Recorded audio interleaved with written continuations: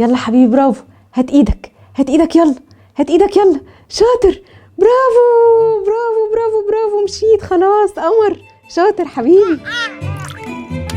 أنا سلمى حسين مامة رشيد، وهكون معاكي من واقع تجربتي الشخصية كأم فعرفتي تربي. ما تستعجليش في موضوع المشي ده، مش كل الأطفال زي بعض، والطبيعي للطفل لغاية عمر سنة تديله وقت لغاية ما يمشي. عايزة تهيئي الظروف المناسبة لطفلك عشان تشجعيه إن هو يمشي؟ تعالي نشوف مع بعض هنعمل إيه. رقم 1، هتسيبي طفلك حافي جوه البيت طبعا، والهدف من كده ان رجله لما تحس بالارض هتساعده على الاتزان وبالتالي المشي ان شاء الله. رقم 2، اقتراح المشاية مش كل الدكاترة دلوقتي بتحبذه، علشان احيانا بتسبب تقوس في الرجلين بعد الشر، فقبل ما تجيبي مشاية وتكلفي نفسك اسألي الدكتور الاول. رقم 3، حاولي ان الأوضة اللي عادة البيبي بيتحرك فيها في البيت يكون المنتصف بتاعها فاضي، علشان ما بيكونش لسه فيه اتزان، فممكن البيبي يقوم ويقع وقعات غريبة غير متوقعة. وهنخلي جنب الحيطة اي حاجة ممكن يتسند عليها وهو بيتعلم المشي. رقم 4 واهم حاجة، لازم من وقت للتاني تودي طفلك لدكتور الاطفال يطمن على عظمه وعلى ظهره وان نموه ماشي بشكل مظبوط ان شاء الله، ولو في اي حاجة يوجهك ونتصرف بدري بدري. وربنا يحفظ ولادنا كلهم. شاركوني واكتبوا لي في الكومنتس عن تجربتكم مع اطفالكم في اول خطوة ليهم.